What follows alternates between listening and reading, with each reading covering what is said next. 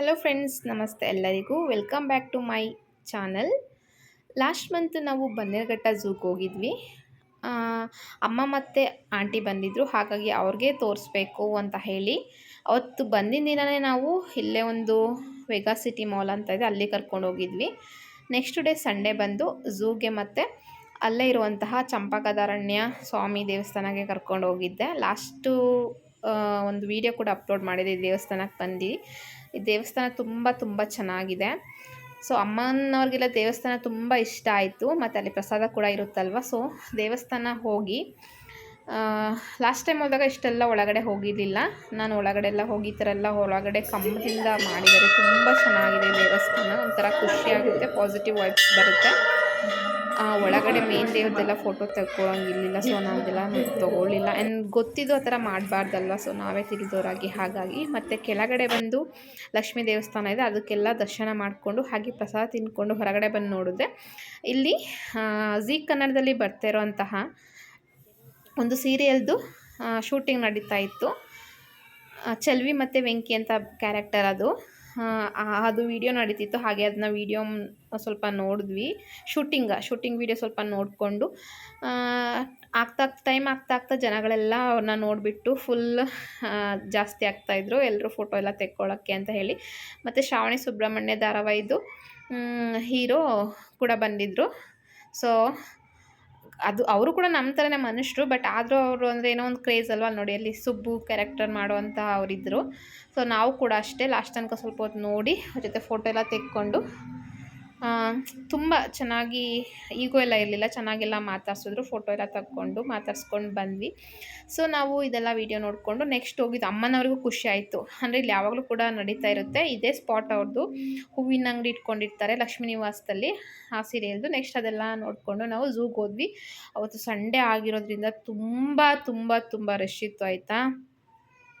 ಆ ಕ್ರೌಡ್ ನೋಡಿ ನಾವು ನಿಜವಾಗ್ಲೂ ಒಳಗಡೆ ಹೋಗ್ತೀವಾ ಇಲ್ವಾ ಅಂತಲೇ ಅನಿಸ್ಬಿಡ್ತು. ಅದು ನೋಡಿ ನಮ್ಮ ಅಮ್ಮ ಅವರು ಬನ್ನಿ ವಾಪಸ್ ಹೋಗೋಣ ಅಂದರು. ಅವಾಗ ನಂಗೆ ಅಂತ ಒಂದು ನೆನಪಾಗಿದ್ದು ಆನ್ಲೈನ್ ಬುಕ್ಕಿಂಗಲ್ಲಿ 20 ರೂಪೀಸ್ ಎಕ್ಸ್ಟ್ರಾ ಇರುತ್ತೆ ಪರ್ ಪರ್ಸನ್. ಡೈರೆಕ್ಟಾಗಿ ಹೋದರೆ 80 ರೂಪೀಸ್, ಆನ್ಲೈನಲ್ಲಾದರೆ ಪರ್ ಹೆಡ್ 100 ರೂಪೀಸ್ ಇರುತ್ತೆ. ಸೊ ಹಾಗೆ ಬುಕ್ ಮಾಡ್ಕೊಂಡು ಹೋದ್ವಿ, ಆಯಿತಾ. ಇದರಲ್ಲಿ 2 ಆಪ್ಷನ್ ಇರುತ್ತೆ. ಒಂದು ಸಫಾರಿ ಹೋಗೋದು ತುಂಬ ವೇಸ್ಟು, ಯಾಕಂತೇಳಿದರೆ ಫುಲ್ ಕಾಡೊಳಗಡೆ ಅವ್ರದ್ದೇ ಒಂದು ಜೀಪ್ ಇರುತ್ತೆ, ಜೀಪಲ್ಲಿ ಕರ್ಕೊಂಡು ಹೋಗ್ತಾರೆ. ಅಲ್ಲಿ ಡೈರೆಕ್ಟಾಗಿ ಪ್ರಾಣಿಗಳೆಲ್ಲ ನೋಡ್ಬೋದು, ಅಂದರೆ ಬೋನಲ್ಲಿ ಇಟ್ಟಿರಲ್ಲ, ಅವು ನಮ್ಮ ಹಿಂದೆ ಮುಂದೆ ಎಲ್ಲ ಸುತ್ತಾಡ್ತಾ ಇರುತ್ತೆ. ಸೊ ಅದು ಈ ಥರ ಮಾಮೂಲಿ ಹೋಗೋದಾದರೆ ಆ ಥರ ಬೋನಲ್ಲಿ ಇಟ್ಟಿರ್ತಾರೆ, ಅದನ್ನು ನೋಡೋದಷ್ಟೇ. ಅಮ್ಮನವ್ರಿಗೆಲ್ಲ ಇದು ಅಷ್ಟು ಇಷ್ಟ ಆಗಲಿಲ್ಲ. ಅವ್ರೇನು ಗೊತ್ತಾ, ಮೈಸೂರು ಝೂ ಎಲ್ಲ ಇದೆ ಅಲ್ವಾ, ಅದು ಇದು ಒಂದೇ ಥರ ಅಲ್ವಾ, ಅದನ್ನು ಸುಮ್ಮನೆ ಏನಕ್ಕೆ ಬಂದು ನೋಡಬೇಕು, ಟೈಮ್ ವೇಸ್ಟ್ ಹಂಗೆಲ್ಲ ಫೀಲ್ ಮಾಡಿದ್ರು ಅವರು. ಅವ್ರು ಖುಷಿ ಆಗ್ತಾರೆ ಅಂತ ಕರ್ಕೊಂಡು ಹೋಗಿದ್ದೆ, ಬಟ್ ಅವ್ರಿಗೆ ಅಷ್ಟು ಖುಷಿ ಆಗಲಿಲ್ಲ. ನಂಗೆ ಬೇಜಾರಾಯಿತು, ಮತ್ತಿನ್ನೇನು ಮಾಡೋಕ್ಕಾಗಲಿಲ್ಲ. ನೆಕ್ಸ್ಟ್ ಟೈಮ್ ಬಂದಾಗ ಬೇರೆ ತೋರಿಸೋಣ ಅಂದ್ಕೊಂಡು ಸುಮ್ಮನೆ ಆದೆ. ಮತ್ತು ಪ್ರತಿಯೊಂದು ವೀಡಿಯೋಗಳನ್ನೂ ಮಾಡಿಕೊಂಡು ಪ್ರತಿಯೊಂದು ಪ್ರಾಣಿಗಳು ಅಷ್ಟೇನಾಗಿರಲಿಲ್ಲ, ಪ್ರಾಣಿಗಳು ಮತ್ತು ಕೆಲವು ಪಕ್ಷಿಗಳೆಲ್ಲ ಇತ್ತು. ಆದರೂ ಕೂಡ ತುಂಬ ರಶ್ ಇತ್ತು, ಆಯಿತಾ. ಇಲ್ಲಿ ನಮ್ಮ ಕರ್ನಾಟಕದವ್ರಿಗಿಂತ ಔಟ್ ಆಫ್ ಸ್ಟೇಟ್ ಅವರೇ ಜಾಸ್ತಿ ಬರ್ತಾರೆ, ಎಲ್ಲ ಕಡೆ ಹಂಗೆ. ಮೈಸೂರಲ್ಲಿ ಅಷ್ಟೇ, ಮೈಸೂರಲ್ಲಿ ಕರ್ನಾಟಕದವ್ರಿಗಿಂತ ಕೇರಳಿಯನ್ಸೇ ಜಾಸ್ತಿ ಝೂ ಫುಲ್ ತುಂಬಿರ್ತಾರೆ.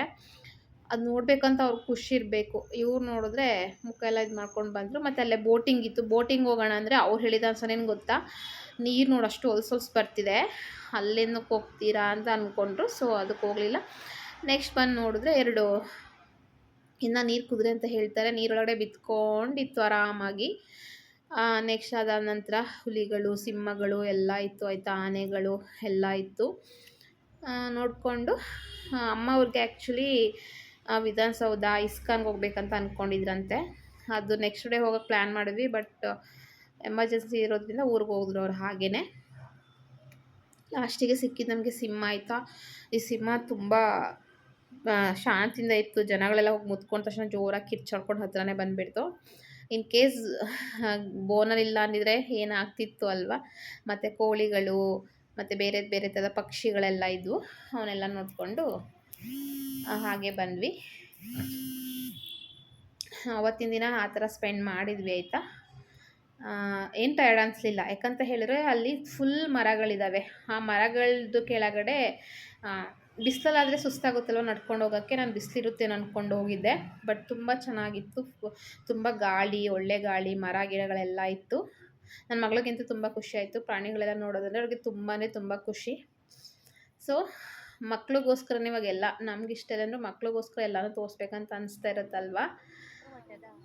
ನೋಡಿ ಮತ್ತು ಲಾಸ್ಟಲ್ಲಿ ಮೊಸಳೆಗಳಿತ್ತು. ಮೊಸಳೆಗಳೆಲ್ಲ ಕೆಲವು ನೀರಲ್ಲಿದ್ದರೆ ಇನ್ನು ಕೆಲವು ಮೇಲ್ಗಡೆ ಬಂದು ಬಿಸಿಲನ್ನೆಲ್ಲ ಕಾಯಿಸ್ತಾ ಇದ್ದು ಆಯಿತಾ. ಯಾರಿಗೆಲ್ಲ ನನ್ನ ಥರನೇ ಹೋಗೋಕ್ಕೆ ಇಷ್ಟ ಆಗುತ್ತೆ ಕಮೆಂಟ್ ಮಾಡಿ. ನನಗಂತೂ ಈ ಥರ ಸುತ್ತಾಡೋದು ಡಿಫ್ರೆಂಟ್ ಆಗಿರೋದೆಲ್ಲ ನೋಡೋದು ಇಷ್ಟ. ಬಟ್ ಸ್ವಲ್ಪ ಏಜ್ ಆಗಿರೋರಿಗೆಲ್ಲ, ನಮ್ಮ ಅಮ್ಮವ್ರಿಗೆಲ್ಲ ಏಜ್ ಏನು ಜಾಸ್ತಿ ಏಜ್ ಆಗಿಲ್ಲ, ಆದರೂ ಅವರು ಇದೆಲ್ಲ ಇಷ್ಟಪಡಲ್ಲ. ವಿಡಿಯೋ ಇಷ್ಟ ಲೈಕ್ ಮಾಡಿ, ಶೇರ್ ಮಾಡಿ, ಸಬ್ಸ್ಕ್ರೈಬ್ ಮಾಡೋದು ಮರಿಬೇಡಿ. Thank you for watching.